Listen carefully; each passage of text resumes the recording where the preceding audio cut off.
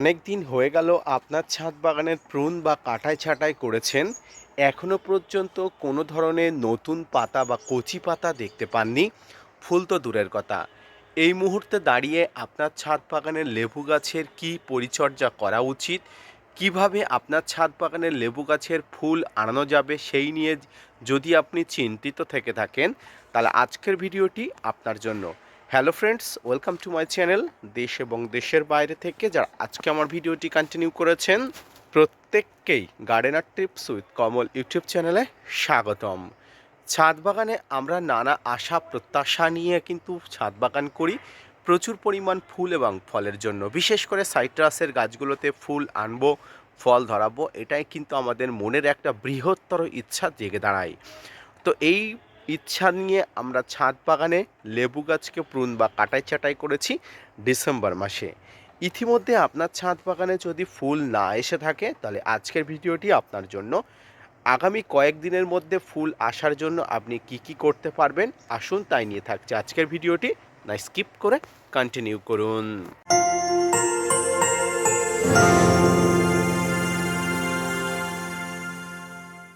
সম্মানীয় দর্শক এবং শ্রোতা বন্ধুরা, দেশ এবং দেশের বাইরে থেকে যেখান থেকে আজকে আমার ভিডিওটি কন্টিনিউ করেছেন, প্রত্যেককে নমস্কার, সালাম আদাব জানিয়ে আজকে ছোট্ট উপস্থাপনাটি শুরু করছি।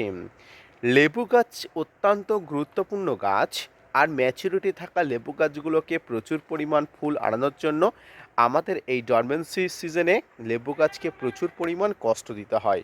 কষ্ট দেওয়ার মারফতে গাছকে এইভাবে পাতা শূন্য করে দিতে হয়, এবং এক পর্যায়ে গিয়ে যদি পাতা না পড়ে, তাহলে আমাদের ম্যানুয়ালি কিছু পাতা ফেলে দেওয়ার কিন্তু পদ্ধতি অ্যাপ্লাই করতে হয়।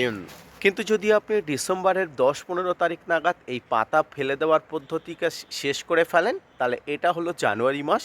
এই জানুয়ারি মাসে এসেও যদি আপনার ছাদ বাগানের লেবু গাছে পাতা না এসে থাকে, তাহলে আপনি হয়তো চিন্তিত অবস্থায় আছেন যে আমার ছাদ বাগানের গাছটি আদৌ জীবিত আছে কিনা, আদৌ ফুল আসবে কিনা। এইসব বিভিন্ন ভ্রান্ত ধারণা আপনার মাথার মধ্যে ঘুরছে। তবে এই ধারণাটি মাথার মধ্যে ঘোরাটাই অত্যন্ত স্বাভাবিক। তাই আপনি চিন্তিত না হয়ে আপনি লজিক্যালি কিছু পরিচর্যা করুন। লজিক্যালি পরিচর্যা বলতে প্রথম যে পরিচর্যা সেটা হলো, গাছের গোড়াতে কিন্তু আপনাকে জল দেওয়া যাবে না, এটুকু মাথায় রাখবেন। গাছের গোড়াতে আপনি যে 3-4 দিন বাদে বাদে জল দিচ্ছেন তেমনটাই জল দেবেন, এবং গাছের গোড়াটি মোটামুটি শুকনোই রাখবেন। যেমনটা আপনারা দেখতে পাচ্ছেন গাছের গোড়াটা এমন শুকনোই কিন্তু সবসময় রাখবেন। দ্বিতীয় যে বিষয়টা সেটা হলো, মাঝে মাঝে আপনাকে তো জল দিতে হবে, কারণ গাছের বেঁচে থাকার প্রধান উপকরণ হলো জল। এই জলটা না দিলে কিন্তু গাছ মারা যাবে, ড্রাই ব্যাক হবে, এবং গাছের ডালপালা শুকিয়ে কিন্তু গাছ মারা যাবে।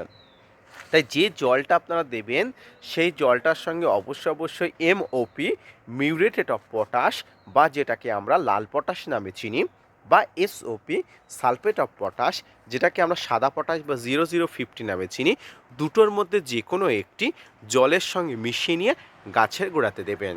মনে রাখবেন, আপনার ছাদ বাগানের লেবু গাছের এই সময় পাতা আপনি ফেলে দিয়েছেন বা পড়ে গেছে বা ঝরে গেছে, প্রত্যেকটি গাছের একটা সুরক্ষা ব্যবস্থাকে নিশ্চিত করতে হবে, কারণ সুরক্ষা ব্যবস্থা যে কোনো গাছের ক্ষেত্রে অত্যন্ত গুরুত্বপূর্ণ। তাই গাছের সুরক্ষা ব্যবস্থাকে নিশ্চিত করার জন্য আপনাকে গাছের ভিতর থেকে কিন্তু শক্তিশালী করতে হবে। আপনার ছাদ বাগানে লেবু গাছ যদি ভিতর থেকে শক্তিশালী হয়ে ওঠে, ধীরে ধীরে গাছে কিন্তু কচি পাতা আসবে। মনে রাখবেন, লেবু গাছের ফুল আসা শুধুমাত্র জানুয়ারি ফেব্রুয়ারি মাসে নয়, এই ফুল আসার প্রক্রিয়াকরণ প্রায় এপ্রিল মাস পর্যন্ত চলতে থাকে। যেহেতু কমলা লেবু গোত্রের যে উদ্ভিদগুলো আছে, অর্থাৎ যে সাইট্রাসের গাছগুলো আছে, সেগুলোতে প্রায় মার্চ এপ্রিল এসে যায় লেবু গাছের ফুল আনানোর জন্য। মোটামুটি লেবু গাছের ফুল আনা মার্চ মাস পর্যন্ত চলে। তাই ফেব্রুয়ারিতে ফুল এলো না কেন, জানুয়ারিতে ফুল এলো না কেন, নভেম্বরের শেষে ফুল এলো না কেন, এইটা নিয়ে কিন্তু চিন্তিত হবেন না, মাথাকে চাপ দেবেন না। আপনার ছাদ বাগানে লেবু গাছের পর্যায়ক্রমিক পরিচর্যা করুন, দেখবেন প্রচুর পরিমাণ ফুল আসছে। তবে মনে রাখবেন, গাছকে ইন্টারনাল অর্থাৎ ভিতর থেকে কিন্তু শক্তিশালী করার জন্য আপনাকে কিন্তু পটাশ সারের ব্যবহার করতে হবে। শুধু কি পটাশ সারের ব্যবহার করলে লেবু গাছের সমস্ত সমস্যা মিটে যাবে? উত্তর হলো না। এর সঙ্গে বিভিন্ন ধরনের খাবার, যেমন ফসফরাস খাবার এবং বিভিন্ন পিজিআরের ব্যবহার কিন্তু আপনাকে পর্যায়ক্রমিক করতে হবে। ফসফরাস এই সময় টবের মাটির শিকড়কে মাটির গভীরে গিয়ে মাটি থেকে কিন্তু খাবার তুলতে সাহায্য করে। এবং গাছে যদি আপনি পটাশটা দিতে চান, সেটা যদি সম্পূর্ণ জৈব পদ্ধতিতে দিতে চান, তাহলে আপনাকে আমি বলবো পেঁয়াজের খোসা, জাস্ট লাইক আমার গাছের গোড়াটা দেখুন, পেঁয়াজের খোসা জলে ভিজিয়ে আপনি সেই জলটা কিন্তু দিতে পারেন। এক্ষেত্রে জৈব পটাশের উৎস হিসাবে আপনি ভালো সোর্স পেয়ে যাবেন। প্রিয় দর্শক বন্ধুরা, এছাড়াও ছাদ বাগানের সবচেয়ে গুরুত্বপূর্ণ যে বিষয়, এই জানুয়ারি মাসে আপনার ছাদ বাগানে সূর্যের আলো যেখানে সর্বোচ্চ পর্যায়ে পড়ে, সেই জায়গাতেই কিন্তু আপনার লেবু গাছকে শিফট করতে হবে, অর্থাৎ সরিয়ে নিয়ে যেতে হবে। যদি ছায়াযুক্ত জায়গাতে থেকে থাকে তাহলে কিন্তু আপনাকে সরিয়ে নিয়ে যেতে হবে। দেখুন, আমার ছাদ বাগানের লেবু গাছকে আমি কিন্তু নিজে হাতে প্রুন বা কাটাই ছাঁটাই করেছি। একদিকে যেমন প্রুন বা কাটাই ছাঁটাই করেছি, অন্যদিকে কিন্তু গাছের গোড়াটা কিন্তু একদম শুকনো আছে, অর্থাৎ জলকষ্টও কিন্তু কন্টিনিউয়াসলি দিয়ে চলছি। তাই দুটো সমন্বয়ে কিন্তু গাছগুলোকে বাঁচিয়ে রাখার জন্য আপনাকে মাঝে মাঝে জল, মাঝে মাঝে পটাশ জাতীয় খাবার, এর পাশাপাশি কিন্তু আপনাকে সর্বোচ্চ রৌদ্র, অর্থাৎ দিনের সর্বোচ্চ রৌদ্র কিন্তু আপনাকে লাগানোর জন্য সর্বোচ্চ ব্যবস্থা কিন্তু করতে হবে। এবার আসে লেবু গাছের গোড়াতে আপনাকে যে এসএসপি অর্থাৎ সিঙ্গেল সুপার ফসফেট দেওয়ার কথা বলছি, এটা কতদিন অন্তর দেওয়া যাবে। দেখুন, আপনার ছাদ বাগানে লেবু গাছের সমস্ত পাতা যদি ঝরে পড়ে থাকে, এখনও পর্যন্ত যদি ফুল না এসে থাকে, কচি পাতা না এসে থাকে, তাহলে আমি আপনাকে বলবো গাছের গোড়াতে কিন্তু এসএসপি অর্থাৎ সিঙ্গেল সুপার ফসফেট প্রয়োগ করুন। এসএসপি বা সিঙ্গেল সুপার ফসফেট যাই বলুন না কেন, আপনার ছাদ বাগানের গাছের গোড়াকে মজবুত করবে, শিকড়কে শক্তিশালী করবে, মাটি থেকে শিকড়ের সাহায্যে খাবার তুলে আনতে সাহায্য করবে এবং আপনার ছাদ বাগান এক হিসেবে নতুন এবং কচি পাতাতে ভরপুর হয়ে যাবে।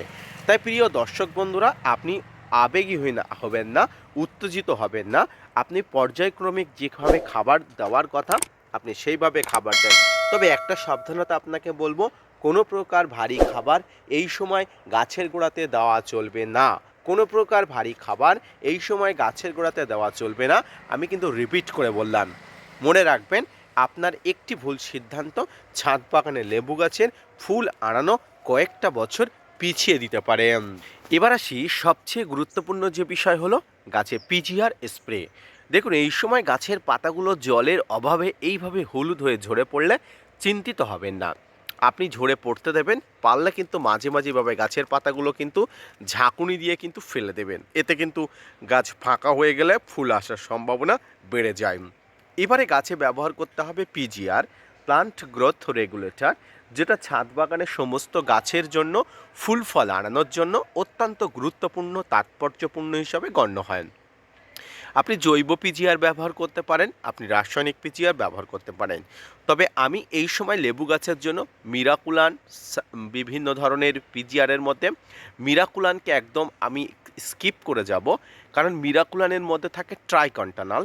এখানে প্রচুর পরিমাণ গাছের বৃদ্ধি হতে সহায়তা করে এই ট্রাইকন্টানাল, এবং এই ট্রাইকন্টানাল যদি আপনি গাছে প্রয়োগ করেন তাহলে মিরাকুলানের প্রভাবে গাছে প্রচুর কচি পাতা আসবে, একদম 100% কিন্তু গাছে ফুল আসার সম্ভাবনা কমে যাবে। তাই আপনি মিরাকুলান বাদ দিয়ে অন্যান্য যে পিজিআরগুলো আছে, বাম্পার, বুস্টার 2, প্লানোফিক্স, ফ্লোরলা, এই ধরনের পিজিআরগুলো আপনি ব্যবহার করবেন।